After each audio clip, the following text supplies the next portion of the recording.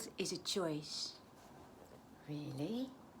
I just feel guilty all the time. It's like I can't do anything about it. No, and you know why? Because you are one of the 95% of women who suffer from unhealthy guilt. And you don't deserve it. So let's go back. Guilt is a choice.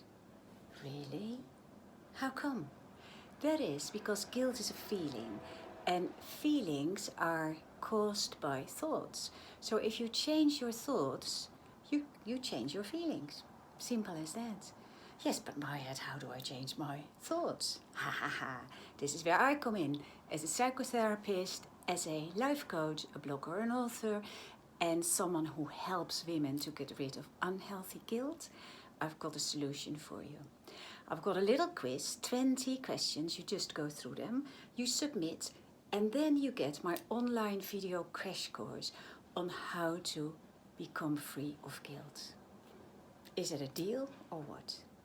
Just go for it. Don't wait, press that button, and let's meet in the video course. Bye, see you.